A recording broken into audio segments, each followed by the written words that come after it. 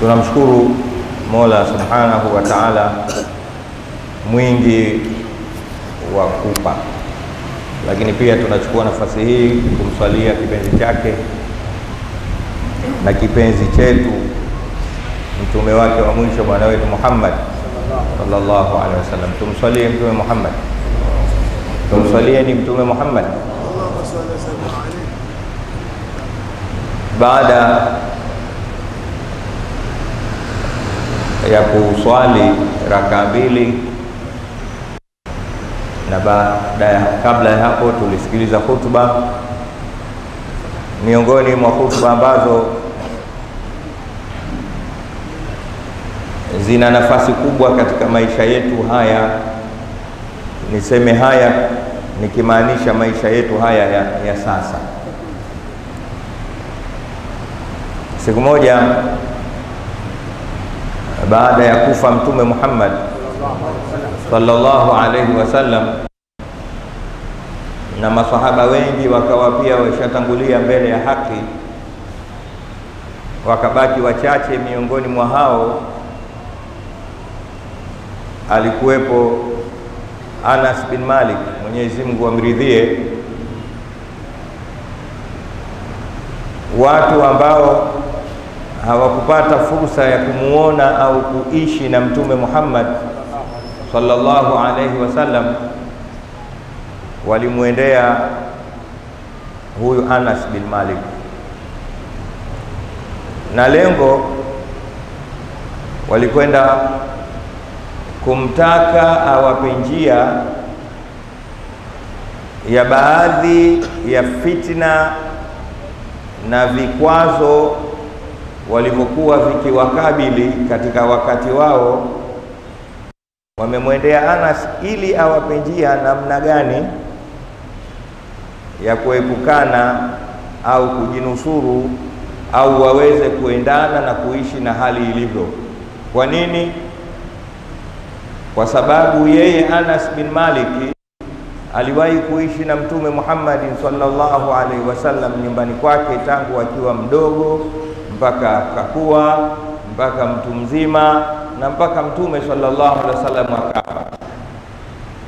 Waliona kwa vyovyote huyu katika hali kama hizi hatakosa njia ya kutuambia kutokana na yale aliowahi kuyaona na kuyaishi kipindi cha mtume Muhammad sallallahu alaihi wasallam. Na walitaja mengi, lakini walimshitakia mtu mmoja alikuwa akiitwa Hajjaj, akiwatesa, akiwasumbua, akiwapitisha katika vitu vigumu. Kabla Anas, hebu tueleze namna gani tunaweza kuendana na haya, lakini pia na huyu. Narudia, tukio hilo lilikuwa katika zile kurunu mufaddala, zile zama miongoni mwa zama bora alizozisema mtume Muhammad sallallahu alaihi wasallam kwamba bora ya zama ni hizi nazoishi mimi, kisha zitakazofuata. Ilikuwa amewanga miaka 100. Sasa bora ya karne ni miaka 100 ambayo mimi nilikuwa ndani yake, kisha itakuja miaka 100 nyingine, ikiondoka hiyo inakuja miaka 100 mingine. Sasa ilikuwa ni miaka 100 ile ambayo bado haijapetuka kuingia katika miaka 100 mingine. Sasa bora ya karne ni hizi, zinazokuja huko ni tupate wote vurugu mechi. Ndani ya karne bora hizo yametokea hayo. Wakamfuata Anas, sikiliza, tupe siri, tupe kodi ya kwenda na haya. Maskini Anas bin Malik, jawabu lake kwa wale masahaba wale tabiini ilikuwa moja tu, aliwaambia isbiru, subirini, subirini, endeleeni kuabudu, kimbilieni kufanya mambo ya kheri, kwa sababu mimi niliwahi kumsikia mtume Muhammad sallallahu alaihi wasallam, huyo ambaye nyinyi mnataka niwaambie aliniambia nini. Aliwahi kuniambia wazi kwamba ma min yaumin illa wa ma ba'dahu sharrun minhu, hakuna siku yoyote isipokuwa kesho yake ni mbaya zaidi kuliko jana. Tumswalie Mtume Muhammad. Allahumma salli wa sallim alayhi. Sije nimeeleweka? Nimeeleweka kidogo Narudia tena. Maswahaba wachache waliobaki waliwahi kukutana na tabi'i wengi. Tabi'i ni kile kizazi au generation inayokuja baada ya maswahaba, tuseme hivyo kiufupi. Walimwambia Anas bin Malik, wewe uliwahi kuishi na Mtume. Tumswalie Mtume Muhammad. Sisi tunakuuliza wewe utusaidie kwa sababu ya yale khibarat uliowahi kuzisikia wakati wa Mtume sallallahu alaihi wasallam, vipi mtu ataipukana na matatizo. Sisi tuna matatizo fulani. Miongoni mwa hayo kuna mtu anatusumbua. Kuna mtu anatusumbua. Sasa hebu tuambie, kwa yale uliyopata kutoka kwa nani? Kwa Mtume sallallahu alaihi wasallam, tufanyeje? Yeye aliwaambia neno moja tu, isbiru, subirini. Sio kusubirini kukaa tu, endeleeni kukimbilia mambo ya kheri. Fanyeni sana kheri, subirini katika kipindi kama hiki, kuweni na subira, lakini pambaneni kutafuta kheri. Narudia, tukio hilo lilitokea katika miaka 100 ya mwanzo. Miaka 100 ya mwanzo ambayo mbele yake kuna miaka 200 ambayo Mtume sallallahu alaihi wasallam amesema kipindi hicho, yani miaka 300 hiyo ndio miaka bora na ndio zama bora kuliko zama zote. Haya, mswalini Mtume Muhammad. Allahumma salli wa sallim alayhi. Imeeleweka sasa? Imeeleweka? Hapa kabla sijataka kueleza kitu fulani, huyu ndugu yangu anatoka South Africa, huyu shehe huko. Karibu. Tumeelewana? Nataka niseme kitu kimoja. Jamani, siku hazifanani.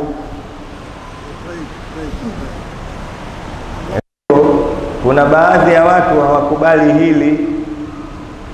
Sasa kama hawakubali hili, haya maneno ya Mtume sallallahu alaihi wasallam watayaweka. Siku zinatofautiana baina ya siku za kheri na siku za shari.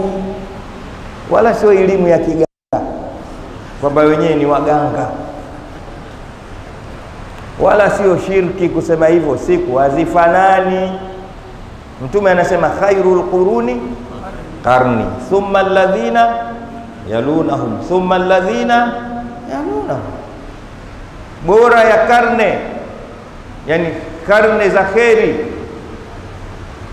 yani za rahisi kuingia peponi, karne ambazo ni rahisi kuingia peponi, yani huko hata ukijiteleza tu weka kati peponi. Mmenielewa? Ni hizi nazoishi mimi, kisha 100 itakayokuja, kisha 100 itakayokuja. Kimoja sasa, Kiislamu huu ni mwaka wangapi? 1446. Toa 300, zinabaki ngapi? 1100. Sisemi mimi mwenyewe, Mtume Muhammad kazitoa sallallahu alaihi wasallam. Hizi 1146 mnazoishi nyinyi mursalina, unasalimiwa Omani. Umeelewa? Wanakusalimia sana. Wamesema mbona ukuja naye mursalina?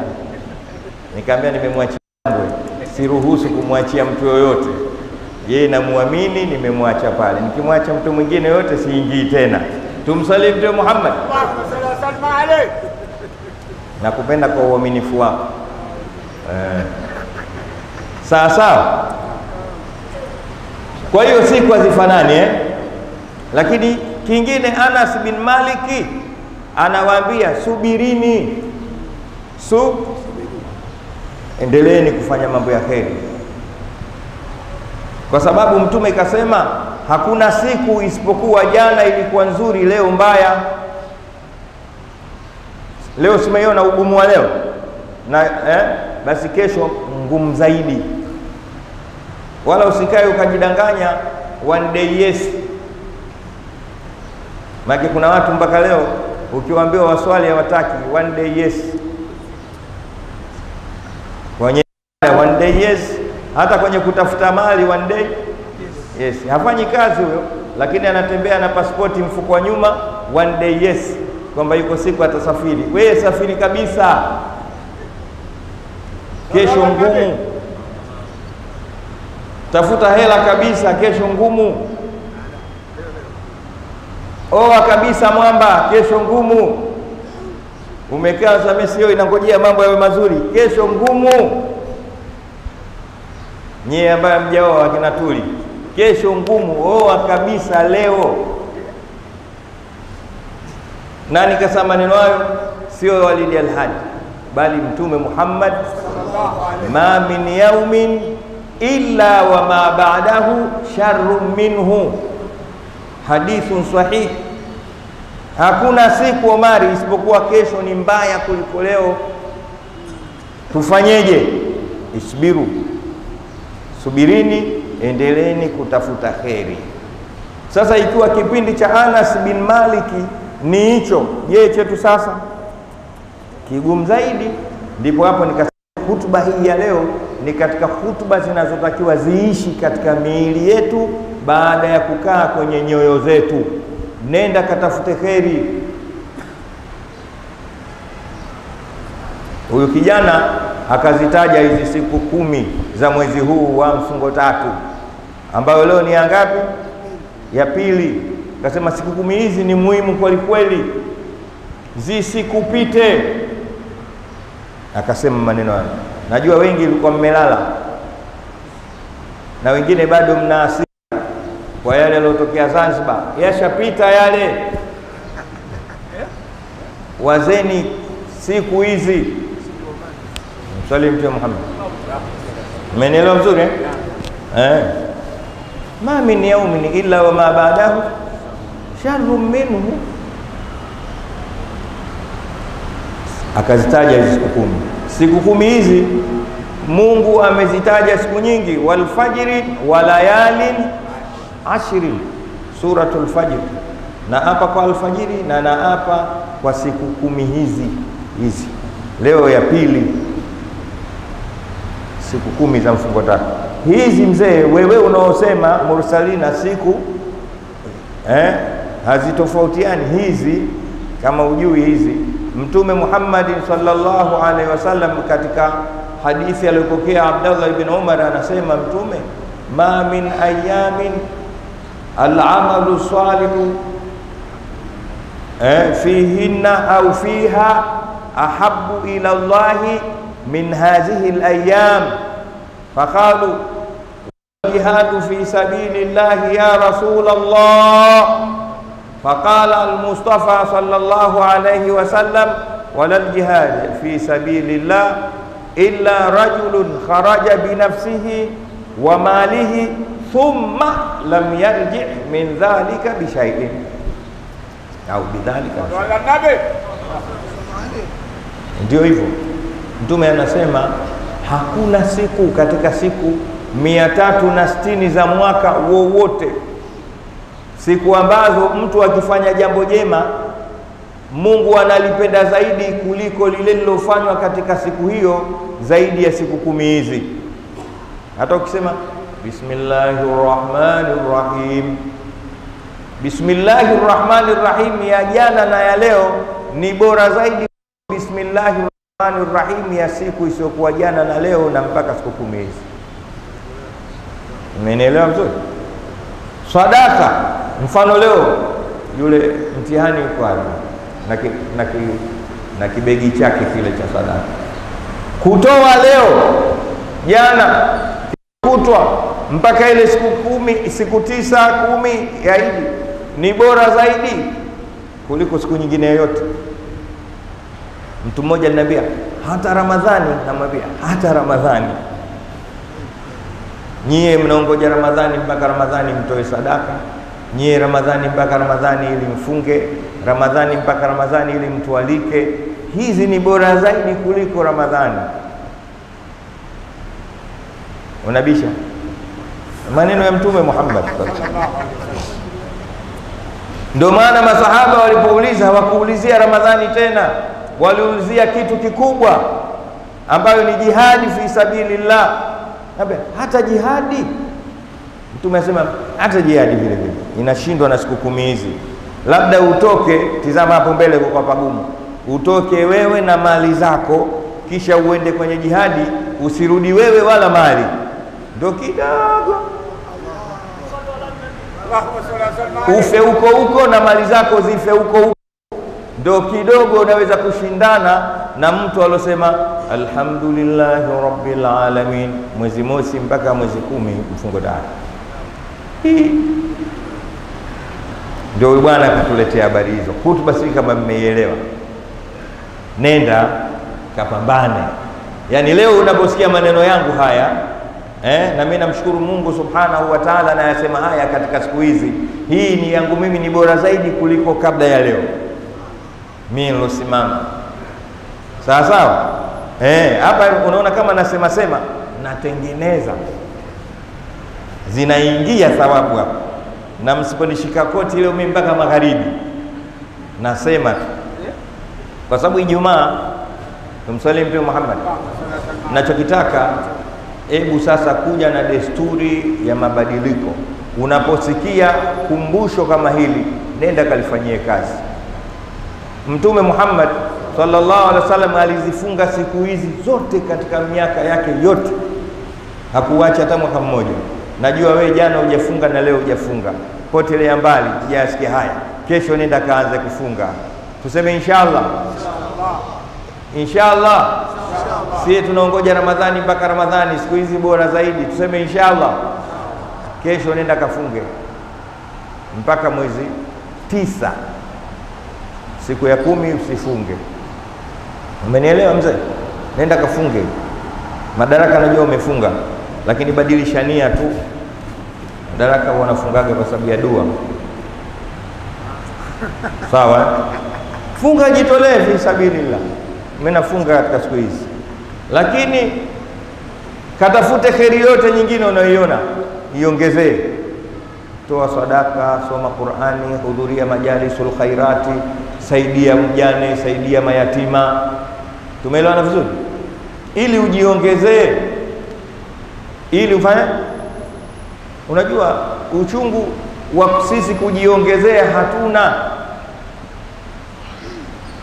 kwamba ile jazba tuliokuwa nayo katika kutafuta maisha, jazba hiyo hatunayo katika kujiongezea maisha ya akhera. Kila unayemuona hapa mbio zake ni kutafuta nini? Maisha ya dunia. Mpaka hatuonani, hatusalimiani, hatujuani. Mtu baba mmoja, mama mmoja na ndugu yake hawaonani mwaka mzima. Anakwenda mbio ndugu yako hivyo huyo, basi unashindwa hata kumwambia Juma Karimu, humkumbuki kwa message nini. Ukiamka wewe na mwajiri wako na wewe. Kama hujajiajiri wewe na kuuza viatu, wewe na viatu vyako. Kama mkulima wewe na mkulima. Nini? Natafuta dunia. Mungu anasema hapana, fastabiqul khairat. Fastabiqu sawa sawa. Fastabiqul khairat, aina ma takunu ya'ti bikumullahu jamia. Lingine fastabiqul khairat ila Allahi marji'ukum. Fastabiqul khairat. Sasa shindaneni katika kutafuta kheri. Yani ifike pahala yako anakuuliza, bwana mwezi mzima hatujasalimiana, mwambie na swali brother. Umeelewa? yani iwe sababu ya kutoonana nyinyi kule kuswali. Yani usiache pointi isipokuwa ikuingizie. Juzi nimesema nilipokuwa kule, kuna ndugu wawili walikuwa wanasoma, wakaana kwamba isipite dakika hata hii moja isipokuwa wawe katika upande wa kusoma, na walifanya hivyo, wakajaza sehemu zao zote wanasoma. Mmoja akamwambia, unajua tumeacha sehemu moja. Sehemu gani? Anasema wakati wa kula, tukiweka chakula si hatusomi, tuna sasa tufanyeje? Akaambia wakati ule mmoja awe anasoma, mwingine anakula. Akishashiba anakula, mwingine anasoma, anasikiliza. Mursalina, unaweza hiyo? Nyama zimekaa pale, mayai yamekaa hapa. Lakini nini maana yake? Watu walihakikisha kila sekunde haipotei. Kila Mtume Muhammad sallallahu alaihi wasallam katika kutufahamisha jambo hilo kwamba tusizipoteze sekunde zetu, isipokuwa zote tuzijaze kheri. Anasema mpaka siku ya kiyama, mpaka siku ya pale, si madaftari yashafungwa kila kitu, basi tena anasema idha qama qiyama wa fi yadi ahadikum fasila fa in istata'a an yaghrisaha qabla an taquma falyaghrisha.